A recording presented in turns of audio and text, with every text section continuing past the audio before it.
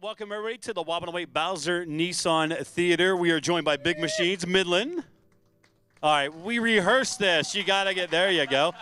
There's like 50 people in here and it sounded like 2. Yeah, no, there's like a couple hundred in here. 500, a couple hundred, yes. We just did a They're 500 count. I have a funny feeling this isn't, I'm not going to have control of this very much longer. Going from across the stage, we have Jess, Mark, and Cameron sitting up here from Midland. Gentlemen, thanks for coming by. Sure, man. Thanks for having us. All right, so let's get this out of the way, and then we'll get to some funky questions here. How'd you guys all get together? It was a huge snafu on farmersonly.com. It's a long story, man. It's a long story. We're in the yeah. Somehow I actually believe that. Me, Jess, and Cameron have known each other collectively for a long time. Gosh, over a decade, all of us. These guys were playing in music, playing in bands together out in California. We were all out in the Los Angeles area for quite a while. And then I met these guys, and I was playing in a band with Cameron. And the three of us had never been on stage together, never played together. Jess was always the lead singer of that band, and then I was the lead singer of our band. And then we got together at Cameron's wedding. He made the huge mistake, or the best decision of his life, and he asked me and Jess to be groomsmen. No. I made a great decision, but the mistake was having you guys come up and help me. Yeah. Because they did absolutely nothing for a whole week. We played music together because we'd always been like the rival lead singers, and all of a sudden we realized we really liked each other, and we liked the music. And in all fairness, Jess had no idea who you were. that's true. I knew who Jess was. Jess was a big deal. All in your mind. But yeah, we were up in Jackson Hole, and I couldn't make this up if I tried. But with the backdrop of the Grand Tetons, we were sitting together with a Yeti full of Coors Light and drinking and playing songs, and that's where it kind of emanated from. Was his wedding week. We came away knowing that there was something special with the three of us when we were playing together. That's cool. Now, when you guys started going around and hitting the clubs and all that stuff like that, like some bands take buses and some bands have vans, but no, you decided to use a motorhome. Yeah. We borrowed it. You borrowed it? From my cousin, yeah. Yeah. We should go back and say that we were actually we didn't know that bands toured in vans and things like that. We were touring around Texas for the last 3.5 years in Cam's F-250, which it's a. Does anybody have a 2008 diesel F-250? No. Exactly. Okay. Not their greatest. We had a lot of issues with that thing, and we didn't even have a U-Haul, so we were dodging rainstorms. And I love weather, so I'd be on my weather app. Because he loves weather. Yeah, I'd be telling like which road we'd have to take to skip the storm because we had all of our equipment in the back. Interesting. So now, when you guys get together, obviously you learn a lot about each other. So without starting fights, who's like the slob, who's the neat freak, and who's the guy that always makes you late for something? Okay, well, Mark is usually the guy who makes us late. Look, right? Point in case. Wait, who are you getting affirmation from? These fine Oh, people. I was late. That's right. Damn it. I have complete OCD, and I'm an organizer. So Okay. I'm usually pretty organized. I like compartments. That's one Yes. thing. I like compartments and stacks. Okay. True, he does. Things. Does that drive you guys nuts? I like I it. stay out of the way, man. You know what I mean? I make it easy so these guys can have their space. All right. So with you being OCD and being late for everything, and Jess apparently being the quiet one over there. Yeah, well, he's the silent killer over there. There you go. When it comes down to like you guys are sitting there watching television, who gets to control the remote? Because I'm sure arguments have come up over this before. You know, See, I have OCD, so I don't like to touch the remote. Yeah. So, It's actually, that's true.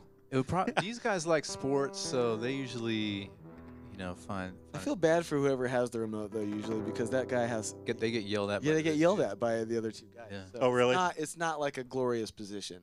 Okay. You have to make everybody happy. Yeah. We're like shell shocked. We just stay. We look at the remote and we just go like, nobody touches it. I thought maybe it would be like a battle royale dive to see who One of gets us it. like No. slowly reaches for it, and the other two like yell at him. We actually get along really well, man. The three of us are brothers. It's gone past friendship. I mean, there's no secrets. We share every. There's some secrets. Just with us, from us. All right, so obviously music is a big part of your life. What do you do, though, to get away from music when you need to? Because everybody needs to get away from something from some time. What's the thing you turn to get away from it? I know what Mark does. Man, for me, It's more music. I wake up in the morning, I put music on, I go to sleep with music. I don't get tired of it. But away from the daily grind of being on the road, for me, it's about exercising, getting outside. If I can go outdoors, I'm a surfer. I actually been surfing since I was a little kid. He surfs the barrels out in Austin. So actually, we have a wave park The that just internet. opened, so it's pretty dang cool. We talking we about are the surfing internet. in Austin, but I like to get outdoors and I love exercise. I like to go out and sweat.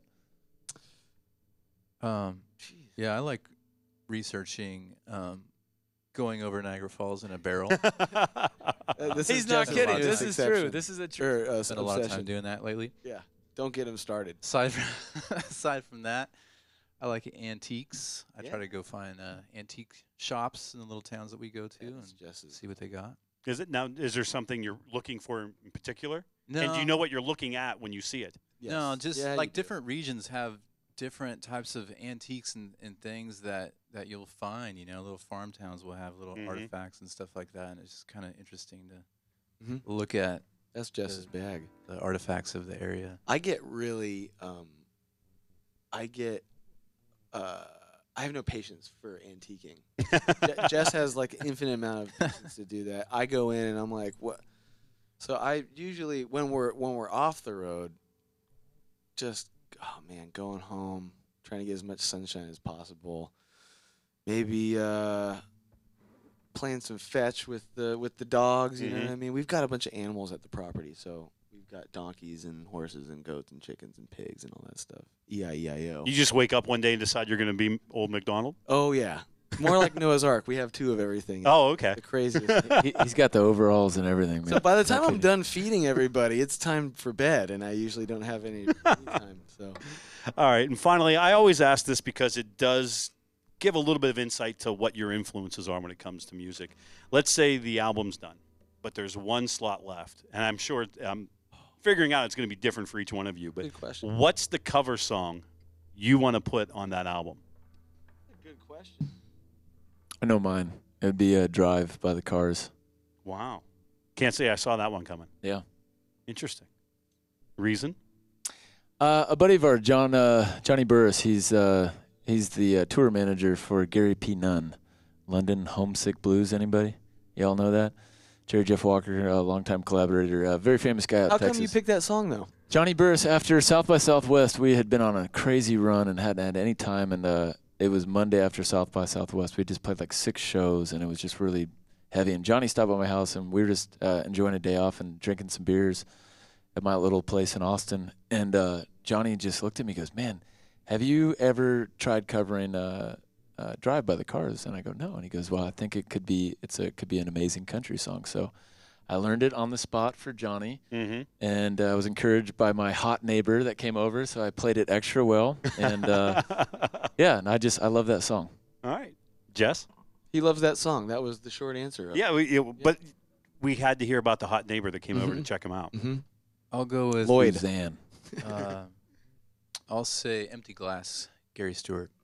Yeah. What's left? Because Mark sounds great singing Drive and Empty Glass. Gary Stewart's like, what a great. I know your answer.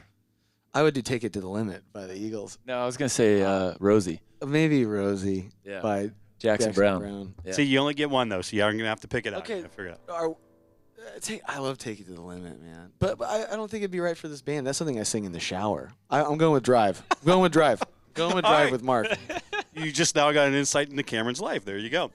Ladies and gentlemen, Midland.